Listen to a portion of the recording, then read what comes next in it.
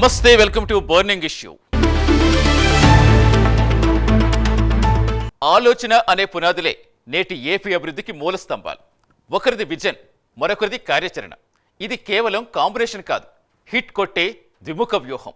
పొరుగు రాష్ట్రాలతో మమేకంగా కేంద్రంతో సమన్వయం చేసుకుంటూ పర్యాటక అభివృద్ధికి చంద్రబాబు సర్కారు తీసుకుంటున్న దిశ ఇదే. పవిత్ర శైవక్షేత్రంగా భాసిల్లుతున్న శ్రీశైలం మహిమాన్వితాన్ని యావత్ దేశానికి చాటి చెప్పే బృహత్తర కార్యక్రమానికి రూపొందిద్దుకుంటోంది. రవాణా మార్గమే అభివృద్ధికి మార్గదర్శి. ఇదే కొలమానంతో తిరుమల తరహాలో శ్రీశైలాన్ని పర్యాటకంగా, ఆధ్యాత్మికంగా మరింత విరాజింపచేయాలనే లక్ష్యంతో అడుగులు పడుతున్నాయి. కల నెరవేరాలంటే ఎన్ని వేల ఎకరాలు అవసరం? పొరుగు రాష్ట్రాలతో సమన్వయం ఎలా సాధ్యమవుతుంది? చిక్కటి అడవుల్లో కొలువుదీరిన ఆ నందీశ్వరుడి దర్శన భాగ్యం సులభంగా మారనుందా? ఈ విశేషాలు ఇప్పుడు చూద్దాం.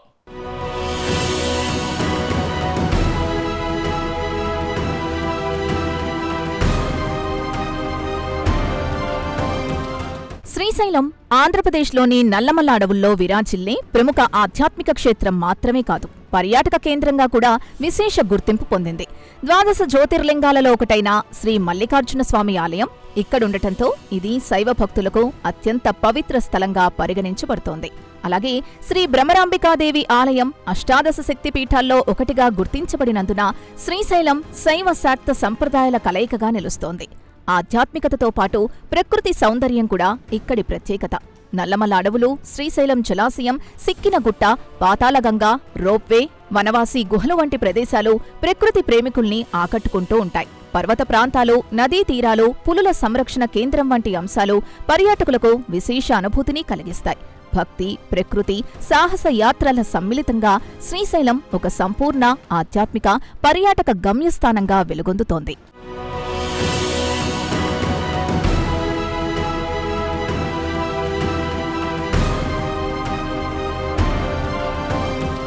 ఆంధ్రప్రదేశ్ అభివృద్ధికి రవాణా వ్యవస్థ కీలకంగా మారింది. దక్షిణాది రాష్ట్రాలతో పాటు ఉత్తరాది రాష్ట్రాలకు సమీపంలో ఉండటం వల్ల రాష్ట్రానికి భౌగోళికంగా ప్రత్యేక స్థానం లభించింది. ఈ అవకాశాన్ని వినియోగించుకుంటూ చంద్రబాబు ప్రభుత్వం అన్ని రంగాల్ని అభివృద్ధి దిశగా అనుకూలంగా మలుచుకుంటోంది. ఈ క్రమంలో తిరుమల తరహాలో శ్రీశైలం క్షేత్రాన్ని అభివృద్ధి చేయాలన్న లక్ష్యంతో ఏపీ ప్రభుత్వం సమగ్ర మాస్టర్ ప్లాన్కి శ్రీకారం చుట్టింది. భక్తులకు అవసరమైన విస్తృత సౌకర్యాలు కల్పించేందుకు 2000 హెక్టార్ల అటవీ భూమిని కేంద్రం నుంచి దేవాదాయ శాఖకు బదలాయించాలని రాష్ట్ర ప్రభుత్వం యోచిస్తోంది. ముఖ్యమంత్రి చంద్రబాబు, ఉప ముఖ్యమంత్రి పవన్ కళ్యాణ్ నేతృత్వంలో జరిగిన సమీక్షా సమావేశంలో ఈ అంశంపై ప్రధానమంత్రి నరేంద్ర మోదీతో చర్చించాలని నిర్ణయించారు. శ్రీశైలంలో పార్కింగ్, వసతి, దర్శన సౌకర్యాలు పరిమితంగా ఉండడంతో మహారాష్ట్ర, కర్ణాటక, తెలంగాణ వంటి రాష్ట్రాల నుంచొచ్చే లక్షలాది భక్తులకు తగిన సౌకర్యాలు కల్పించేందుకు భూమి అవసరమని ప్రభుత్వం అభిప్రాయపడుతోంది. పర్యావరణ పరిరక్షణతో పాటు పులుల సంరక్షణకు కూడా తగిన చర్యలు తీసుకుంటామని ప్రభుత్వం స్పష్టం చేసింది. ఈ నేపథ్యంలో కేంద్ర అటవీ మంత్రిత్వ శాఖకు విజ్ఞప్తి చేయడానికి ప్రత్యేక అధికారుల బృందాన్ని ఢిల్లీకి పంపాలని నిర్ణయించారు.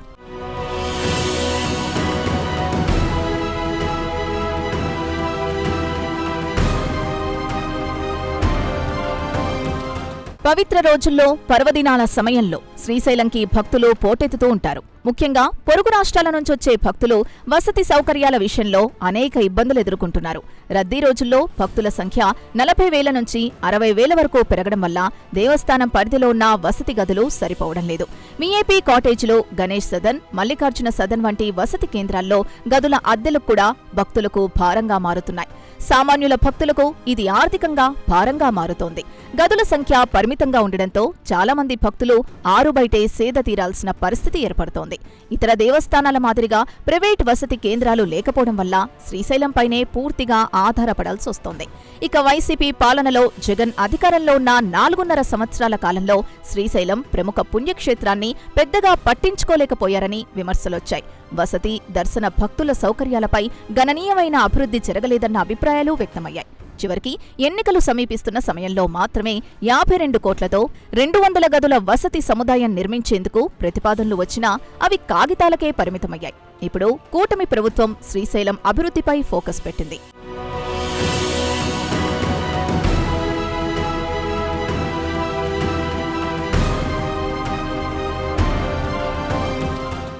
శ్రీశైలం అభివృద్ధికి ప్రభుత్వం యోచిస్తున్న భూమికి లింక్ ఏంటో తెలుసుకోవడం అవసరం. కేంద్రం నుంచి 2000 ఎకరాల భూమి లభిస్తే శ్రీశైలం క్షేత్రాన్ని ఆధ్యాత్మికంగా, పర్యాటకంగా సమగ్రంగా అభివృద్ధి చేయడానికి విస్తృత ప్రణాళికలు చేపట్టే అవకాశం ఉంటుంది. ముందుగా భక్తుల వసతి అవసరాల్ని తీర్చేందుకు తక్కువ ఖర్చుతో గదులు, డార్మెటరీలు, శుచి మందిరాలు నిర్మించవచ్చు. దర్శన, లైన్ నిర్వహణ, పార్కింగ్, భోజనశాలలు, వైద్య కేంద్రాలు వంటి మౌలిక సదుపాయాల్ని విస్తరించేందుకు కూడా ఈ భూమి కీలకంగా మారుతుంది.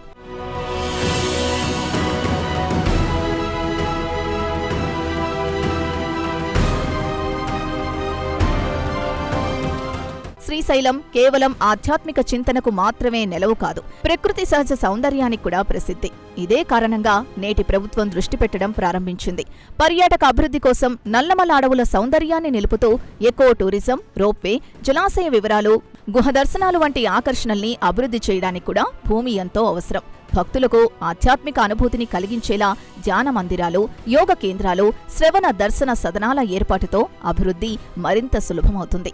అంతర్జాతీయ స్థాయిలో ప్రచారం కోసం మల్టీ లాంగ్వేజ్ గైడ్లు, డిజిటల్ సమాచారం, మొబైల్ యాప్లు అందుబాటులోకి రావడం ద్వారా శ్రీశైలానికి ప్రపంచ గుర్తింపు కల్పించవచ్చు. ఈ సమగ్ర అభివృద్ధికి పర్యావరణ పరిరక్షణ, అటవీ నియమాలు, స్థానిక ప్రజల భాగస్వామ్యం వంటి అంశాల్ని సమన్వయపరిచే విధానాలు కీలకంగా మారతాయి. అయితే ఇవన్నీ విజయవంతంగా అమలు కావాలంటే ప్రభుత్వ, దేవస్థాన, కేంద్ర శాఖల మధ్య సమన్వయం, నిధుల పారదర్శక వినియోగం, స్థిర అభివృద్ధి లక్ష్యాలు అత్యంత ముఖ్యం. అందుకే చంద్రబాబు ప్రభుత్వం శ్రీశైలం ఒక అంతర్జాతీయ ఆధ్యాత్మిక పర్యాటక కేంద్రంగా తీర్చిదిద్దేందుకు ప్రయత్నాలు చేస్తోంది.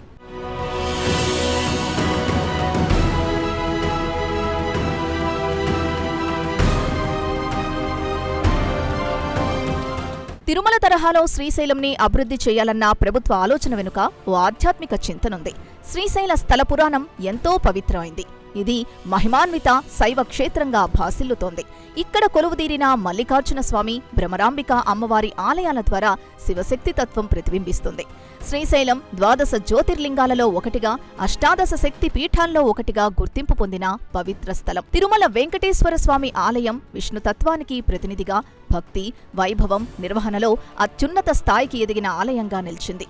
అదే తరహాలో శ్రీశైలాన్ని అభివృద్ధి చేయాలంటే శివలీలల ఆధ్యాత్మికత, ప్రకృతి సౌందర్యం, భక్తుల అనుభూతి, ఈ 3 అంశాలను సమగ్రంగా మిళితం చేయాల్సిన అవసరం ఉంది. శివతత్వం అనేది అంతర్ముఖత, త్యాగం, ధ్యానం, శాంతి తత్వానికి ప్రతీక. ఈ కోణంలో శ్రీశైలంలో ధ్యాన మందిరాలు, శైవతత్వ బోధన కేంద్రాలు, శివలీలల ఆధారంగా ఆడియో, విజువల్ అనుభవ కేంద్రాలు ఏర్పాటు చేయడం అవసరం. తిరుమలలో ఉన్న విధంగా భక్తుల ప్రవాహాన్ని నిర్వహించే సాంకేతికత, పారదర్శకత, సేవా వ్యవస్థను శ్రీశైలంలో కూడా అమలు చేయాలి. శివలీలల్ని విశ్వవ్యాప్తంగా చాటేందుకు శ్రీశైలం బ్రాండ్ని ఆధ్యాత్మిక, పర్యాటకంగా తీర్చిదిద్దే ప్రచార వ్యూహాలు కీలకంగా మారతాయి. భక్తులకు సౌకర్యాలు, అనుభూతులు, అభివృద్ధి అనే 3 స్తంభాల్ని బలంగా నిలబెట్టినప్పుడే శ్రీశైలం తిరుమల స్థాయికి చేరగలదు.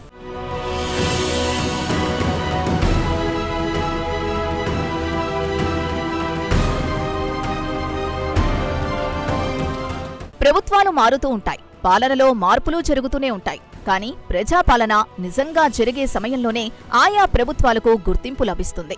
ఇప్పుడు ఆంధ్రప్రదేశ్లో అదే జరుగుతోంది. పాలనలో భిన్నమైన శైలి, సమన్వయంతో కూడిన నాయకత్వం ప్రతిబింబిస్తోంది. ముఖ్యమంత్రి చంద్రబాబు నాయుడు తన అనుభవంతో, దూరదృష్టితో రాష్ట్ర అభివృద్ధికి స్పష్టమైన విజన్ను రూపొందిస్తుండగా, ఉప ముఖ్యమంత్రి పవన్ కళ్యాణ్ ఆ విజన్ను ఆచరణలోకి తీసుకురావడానికి అవసరమైన కార్యాచరణ ప్రణాళికల్ని అమలు చేస్తున్నారు. పాలనాపరంగా ప్రజలతో మమేకమవుతూ, కేంద్రంతో సమన్వయం చేసుకుంటూ రాష్ట్రానికి అవసరమైన నిధులు, అనుమతులు, సహకారాన్ని పొందేందుకు చురుగ్గా వ్యవహరిస్తున్నారు. రాజకీయంగా విభిన్న నేపథ్యాల నుంచొచ్చిన ఈ ఇద్దరు నేతలు ప్రజల సంక్షేమం కోసం ఒకే దిశలో పనిచేయడం అనేది అరుదైన సంఘటన. ఈ కాంబినేషన్ ద్వారా పాలనలో పారదర్శకత, వేగం, ప్రజలతో అనుబంధం, ఈ 3 కోణాల్లో ఆంధ్రప్రదేశ్ అభివృద్ధికి కొత్త దిశను చూపుతోంది. భవిష్యత్తులో ఇది కేవలం ఆంధ్రప్రదేశ్కు మాత్రమే కాదు, భారత రాజకీయాల్లోనూ ఒక మోడల్గా నిలిచే అవకాశం ఉందని విశ్లేషకులు భావిస్తున్నారు.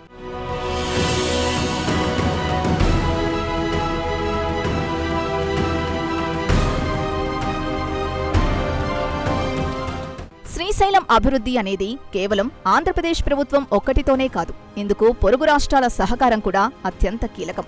మహారాష్ట్ర, కర్ణాటక, తెలంగాణ ప్రభుత్వాల భాగస్వామ్యం లేకుండా ఈ ప్రాజెక్ట్ పూర్తి స్థాయిలో ముందుకు సాగడం సాధ్యపడదు.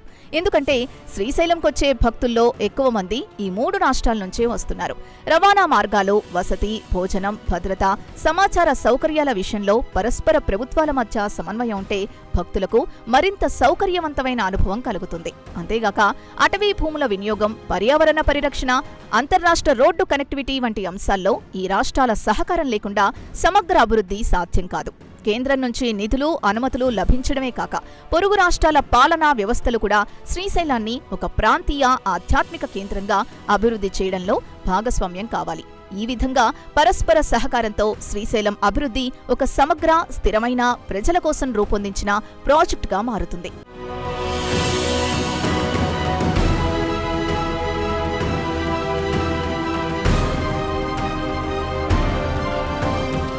పొరుగు రాష్ట్రాలతో సమన్వయం ఎలా సాధ్యమవుతుందో డిప్యూటీ సీఎం పవన్ కళ్యాణ్ ఇప్పటికే ప్రజలకు చూపించారు. ఇటీవల కర్ణాటక ప్రభుత్వ సహకారాన్ని ప్రశంసించడం ద్వారా రాజకీయ విభేదాల్ని పక్కకు పెట్టి ప్రజల అవసరాల్ని ప్రాధాన్యంగా చూసే తన వైఖరిని ఆయన స్పష్టంగా వెల్లడించారు. కుంకి ఏనుగుల అవసరాల విషయంలో కర్ణాటక ప్రభుత్వం తక్షణ స్పందనివ్వడం, సహకారంగా వ్యవహరించడం పట్ల పవన్ కళ్యాణ్ కృతజ్ఞత వ్యక్తం చేయడం, ఇవన్నీ పరస్పర గౌరవం, పరిపాలనా విలువలకు ఆయనిచ్చే ప్రాధాన్యతను ప్రతిబింబిస్తోంది. ఇది రాజకీయంగా ప్రత్యర్థులుగా ఉన్న ప్రజల సంక్షేమం కోసం ఏ పార్టీతోనైనా సహకరించగల నాయకత్వ ధోరణికి ఉదాహరణగా నిలుస్తోంది. భవిష్యత్తులో ఈ విధమైన సమన్వయపూర్వక, ప్రజాపయోగ దృక్పథం పవన్ కళ్యాణ్కు వ్యక్తిగతంగా ఒక నూతన ప్రతిష్టను కలిగించగలదు. అంటే ఆయన్ను కేవలం రాజకీయ నాయకుడిగా కాకుండా ప్రజల అవసరాల్ని అర్థం చేసుకునే పరిపాలనా సామర్థ్యం కలిగిన నాయకుడిగా ప్రజలు గుర్తించే అవకాశం పెంచుతోంది.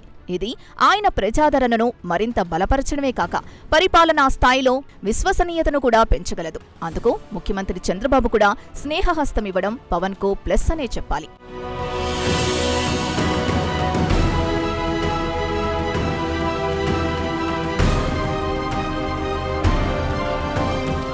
కేంద్రాన్ని కోరుతున్న 2000 ఎకరాల భూమి శ్రీశైలం అభివృద్ధికి ఎలా ఉపయోగపడుతుందన్నది కూడా చాలా కీలక అంశం. ముఖ్యంగా ఈ క్షేత్రానికి రోడ్లు కనెక్టివిటీ సమస్య గత కొంతకాలంగా భక్తులకు తీవ్ర అసౌకర్యాన్ని కలిగిస్తోంది.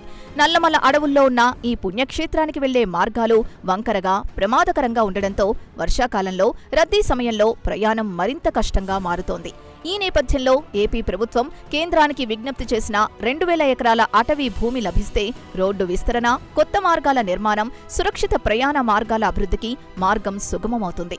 ముఖ్యంగా కర్నూలు, నంద్యాల, మాచర్ల, సత్తెనపల్లి, నాగర్ కర్నూల్, కర్ణాటక, తెలంగాణ సరిహద్దు ప్రాంతాల నుంచొచ్చే భక్తులకు వేగవంతమైన, సౌకర్యవంతమైన కనెక్టివిటీ ఏర్పడుతుంది. అందుకు 300 కోట్లకు పైగా నిధులు అవసరమవుతాయని అంచనా.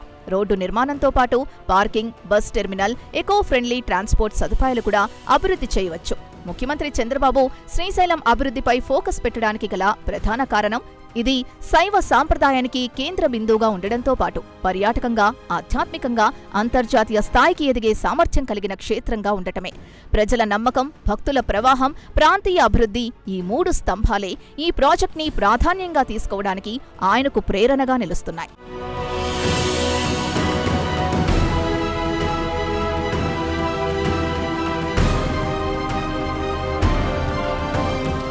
శ్రీశైలం అభివృద్ధికి అవసరమైన భౌగోళిక అంశాలను ఇప్పుడు తెలుసుకోవాల్సిన సమయం. ఇది దక్షిణ భారత పర్యాటక కేంద్రానికి హబ్గా మారే అవకాశాలు కలిగుంది. హైదరాబాద్ నుంచి శ్రీశైలం మీదుగా సాగే మార్గం భౌగోళికంగా, ఆధ్యాత్మికంగా, పర్యాటకంగా తమిళనాడు, కర్ణాటక, మహారాష్ట్ర రాష్ట్రాలకు ప్రభావం చూపగల సామర్థ్యం కలిగుంది. ఈ మార్గం నల్లమల అడవుల మీదుగా సాగుతూ శ్రీశైలం క్షేత్రాన్ని కేంద్రంగా తీసుకుని దక్షిణ భారత ఆధ్యాత్మిక పర్యాటక నెట్వర్క్ను బలపరచగలదు. చెన్నై నుంచొచ్చే భక్తులకు ఇది తిరుపతి తర్వాత మరో ప్రధాన క్షేత్రంగా మారుతుంది. కర్ణాటక భక్తులకు శ్రీశైలం చేరుకోవడం మరింత సులభమవుతుంది.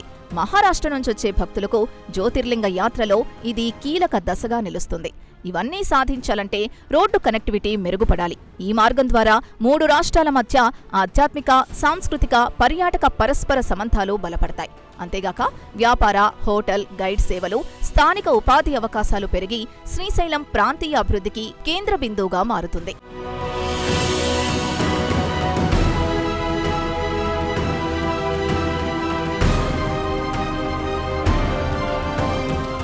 ఒక ప్రాంతం అభివృద్ధి చెందితే అది కేవలం ఆ రాష్ట్రానికి మాత్రమే పరిమితం కాదు. అలాగే శ్రీశైలం అభివృద్ధి మహారాష్ట్ర, కర్ణాటక, తెలంగాణ రాష్ట్రాలకు ప్రత్యక్షంగా, పరోక్షంగా గణనీయమైన ప్రభావాన్ని చూపగలదు.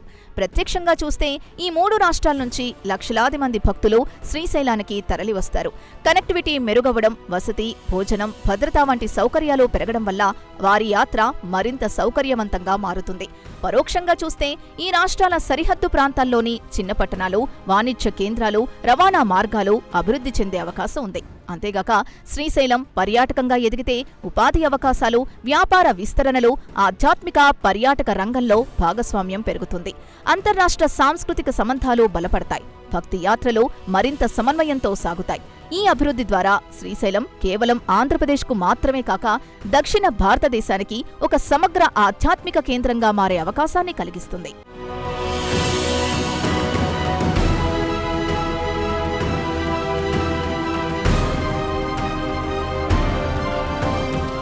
ఇది కేవలం ఒక అభివృద్ధి ప్రాజెక్టు కాదు. ఆధ్యాత్మికత, ప్రాంతీయ సమన్వయం, ప్రజల అవసరాలపై దృష్టి పెట్టిన సమగ్ర దృక్పథం. శ్రీశైల అభివృద్ధికి ఏపీ సర్కార్ కేంద్రానికి చేసిన విజ్ఞప్తి వెనుక ముఖ్యమంత్రి చంద్రబాబు నాయుడు యొక్క దూరదృష్టి, ఉప ముఖ్యమంత్రి పవన్ కళ్యాణ్ కార్యాచరణ స్పష్టంగా కనిపిస్తున్నాయి. శైవ సాంప్రదాయానికి కేంద్ర బిందువుగా నిలిచే ఈ క్షేత్రాన్ని అంతర్జాతీయ స్థాయికి తీసుకెళ్లే లక్ష్యంతో రవాణా మార్గాలు, వసతి, భద్రత, పర్యాటక సౌకర్యాలపై సమగ్ర ప్రణాళిక రూపొందిస్తున్నారు. ఆ అభివృద్ధి కేవలం ఏపీకి మాత్రమే కాదు, పొరుగు రాష్ట్రాలకు ఉపాధి, వ్యాపార, పర్యాటక అవకాశాలు కల్పించేలా ఉంది. అంతర్రాష్ట్ర సాంస్కృతిక సంబంధాలు బలపడతాయి. స్థానిక ప్రజలకు ఉపాధి అవకాశాలు పెరుగుతాయి. ఆధ్యాత్మిక యాత్రలు మరింత సౌకర్యవంతంగా మారుతాయి. ఇలా నేతల ముందస్తు విజన్, పరస్పర ప్రభుత్వాల సహకారం, ప్రజల నమ్మకం అనే ఈ 3 స్తంభాలపై శ్రీశైలం అభివృద్ధి ప్రాజెక్టు నిలుస్తుంది. ఇది కేవలం ఒక క్షేత్ర అభివృద్ధి కాదు, దక్షిణ భారతదేశ ఆధ్యాత్మిక పర్యాటక నెట్వర్క్కు కొత్త దిశ చూపే ప్రయాణం. ఇక శివుడిపైనే భారమంతా.